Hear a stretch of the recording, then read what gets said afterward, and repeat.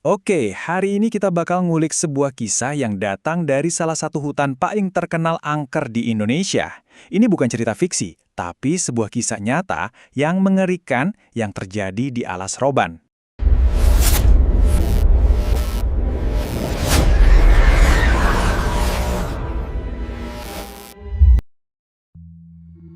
Coba dibayangin, kalian ada di satu tempat yang reputasi mistisnya itu udah kental banget, sampai-sampai semua cerita rakyat di sana tuh rasanya kayak bisa kejadian beneran.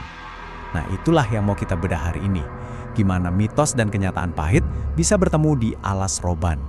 Soalnya, Alas Roban itu bukan hutan biasa. Cerita yang beredar turun-temurun tuh banyak banget. Ada yang bilang soal warung makan gaib yang tiba-tiba ada di pinggir jalan pas malam, tapi pas kita selesai makan, warungnya lenyap gitu aja. Ada juga cerita soal jeritan-jeritan arwah dari dasar jurang. Katanya sih arwah korban kecelakaan. Semua ini ngebentuk reputasi Alas Roban yang benar-benar bikin merinding. Oke, sekarang kita masuk ke inti ceritanya. Semua ini berawal di sebuah lokasi syuting film horor. Disinilah seorang aktris yang awalnya sangat skeptis bakal ngalamin sesuatu yang mengubah pandangan hidupnya selamanya. Kenalin, namanya Michelle. Dia ini tipe orang yang otaknya logis banget.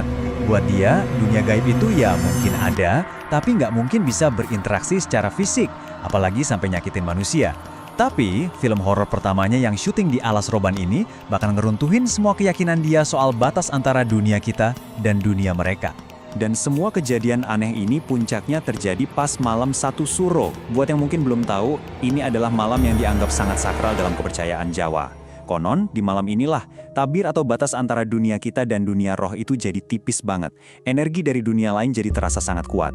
Puncak keanehan pertama yang bikin semua kru syuting kaget, itu terjadi pas lagi take adegan. Ada seorang aktris cilik namanya Farah yang ceritanya harus tidur di adegan itu.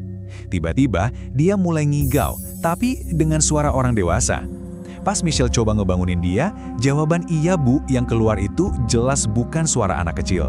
Seketika, suasana di lokasi langsung hening. Nah, ternyata terornya nggak berhenti di lokasi syuting aja.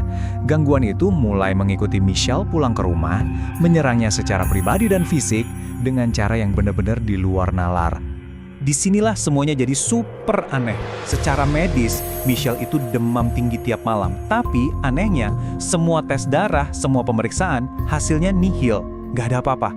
Dokter pun bingung. Tapi, yang dirasain Michelle itu lebih dari sekedar demam. Dia ngerasa ada beban yang berat banget, rasa putus asa yang luar biasa, dan ngerasa kayak ada sesuatu yang nggak kelihatan di kamarnya tiap malam. Sampai akhirnya, ilmu kedokteran modern bisa dibilang angkat tangan. Dokter-dokter udah nggak tahu harus gimana lagi. Satu-satunya saran yang bisa mereka kasih adalah, coba cari pendapat lain di luar negeri. Ini nunjukin betapa misteriusnya penyakit yang dialami Michelle. Nggak ada satupun penjelasan logis yang bisa ditemuin. Nah, justru di saat sains udah mentok dan nggak bisa ngasih jawaban, datang sebuah solusi dari dunia yang sama sekali berbeda. Dan inilah titik balik dari semua penderitaan Michelle.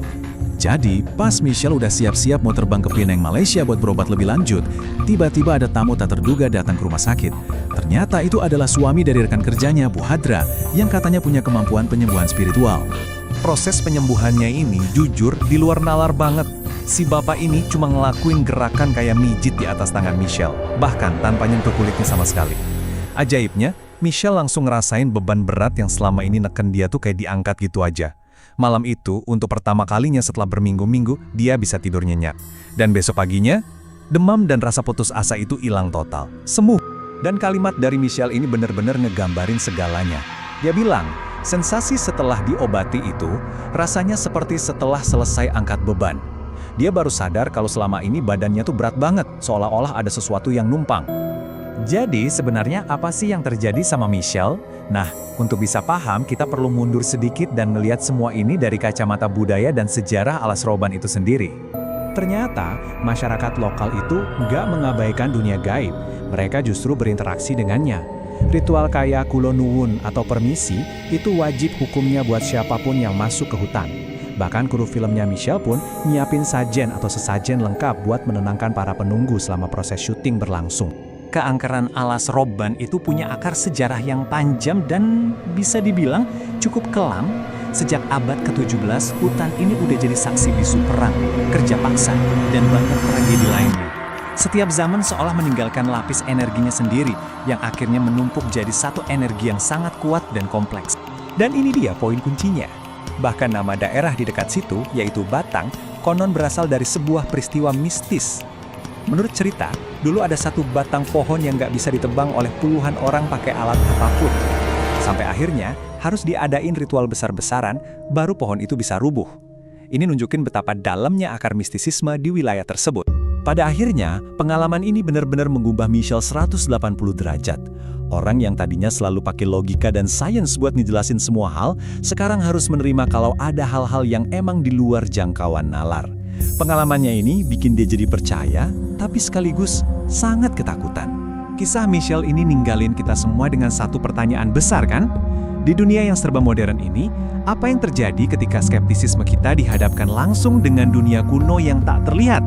Dan apa yang harus kita lakukan kalau itu terjadi pada kita? Terima kasih sudah menyimak.